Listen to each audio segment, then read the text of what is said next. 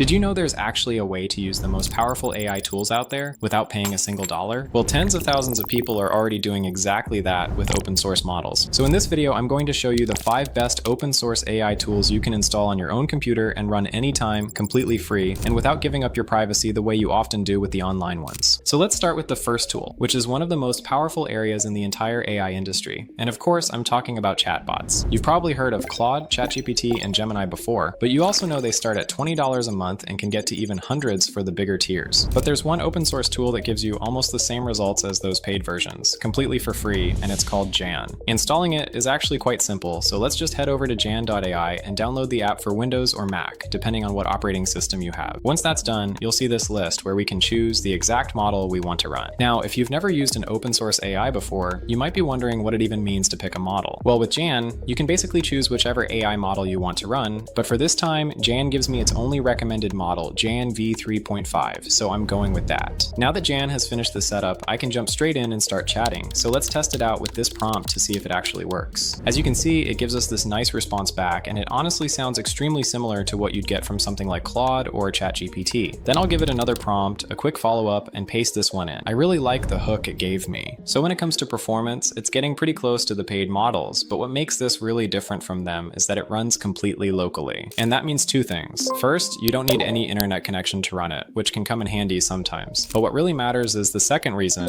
you get full control over the model and your privacy stays completely yours. Here's a perfect example from just a few weeks ago. Claude released a brand new closed model called Fable, and within days the US government had it shut down over a security issue, so for a while nobody could use it at all. But this can never happen if you have an open source tool on your own machine. And that's not just true for Jan, which is easily the best open source pick for chatbots. It also goes for every single tool I'm about to show you. By the way, I made a free document with all the names and things you need to know about today's open source tools. So if you want to check it out, I'll leave a link to it in the description down below. So the next open source tool might look similar to Jan, but it actually does one thing way better, and that's going out and searching the internet for you. It's called Vane, and it's basically the free version of Perplexity, but that doesn't mean it's any worse. And I'll actually show you how close it gets in terms of performance. Now, if you don't know what a research tool even is, it's basically Google with superpowers. Compared to the normal chatbots that sometimes just invent details out of their own head, a research tool like this actually goes onto the internet and looks for the real answers without making anything up. So let's get it installed. And compared to Jan, the setup's a bit more technical because it runs through something called Docker. But honestly, the way I did it was to open up a chatbot like Jan and ask it for all the steps to install it. It gave me a few lines of code, I ran them in my command prompt, and it just worked. But I'm going to leave all the setup steps inside the free document too, so you can just copy them straight from there. Now let's actually look at how it performs. I'm opening Vane, and right away you can see it looks like a search engine. But instead of just giving me a page of links, it reads through everything and hands me back one full answer. It's got a few modes: speed for quick questions and quality for deeper research. And since I actually care about the sources here, I'm switching it over to quality mode. Then I type in a real question I genuinely want answered. What I like is that the answer comes backed by a whole stack of sources sitting right next to it. Instead of just being a block of text you have to trust blindly. So to prove it's not just making things up, I click straight into one of those sources and you can see where it's actually pulling that information from,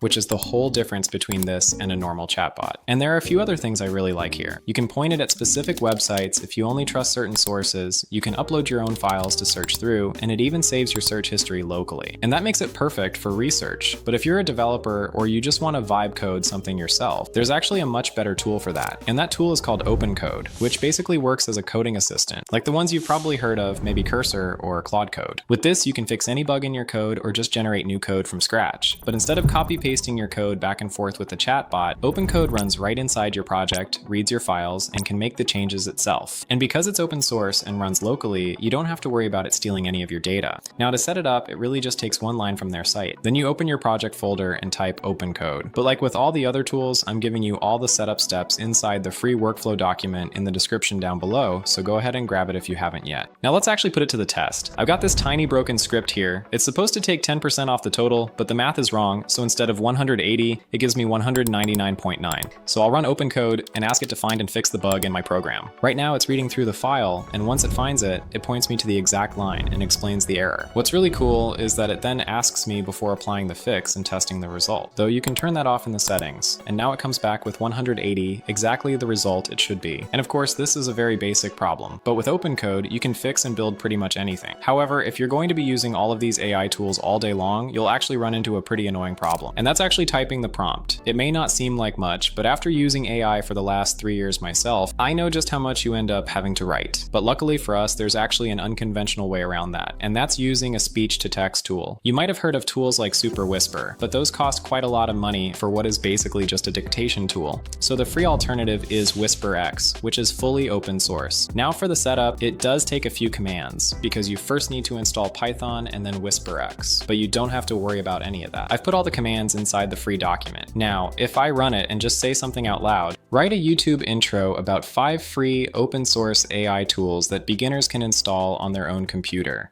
You'll see it types out the exact text I said. You also don't need to worry about speaking perfectly, because the AI models are so good now that they'll understand anything you want to say, no matter the accent. And just like that, you can write any prompt you want 3 times faster. However, there's one AI category where the prompt structure really matters, and that's the one place you might not want to use WhisperX. That's the image generation category, where every single word matters. And because even the most powerful tools in this space, like GPT or Nano Banana Pro, need a properly structured prompt, I'm going to show you exactly how to create one, completely for free, in just a second. But before that, let's set up our open source image generator. And this time, there are actually 2 things we need to install. The first is InvokeAI, which gives us a simple interface for creating and managing our images. And the second is Flux 2, which is the open source AI model that actually generates them. So first we download InvokeAI. Then we open the model manager, search for Flux.2, and install the recommended version directly inside the app. Now, one thing worth mentioning is that because these run locally, they use your own computer to do all the work. So if your computer isn't that powerful, it can sometimes take a while. To get around that, you can go with the Flux 2 Klein model instead of the heavier Flux 2 Dev 1. Once the model has finished installing, we can open the generation screen, select Flux 2 Klein 4b, and start creating an image. And compared with some other local image generation tools, the interface here is much easier to understand. You don't need to connect a complicated set of nodes just to generate your first image. Now we paste in the prompt, but like I told you earlier, we can't just write a normal sentence here. There's actually another free tool you can use that writes a high quality prompt for you in a couple of seconds, and it's called Veto Prompt Studio. All you have to do is add your Gmail to get access, and after that, it's completely free. There's no paywall or anything. What this tool does is you write a simple sentence like this, then pick the type of image you want, and in my case, that's a cinematic one. And the trick here is that you can choose between a normal prompt, which just looks like plain English, or a more structured one, which works way better for image generators. Then I press enter, copy the prompt it gives me, and paste it straight back into our image generator.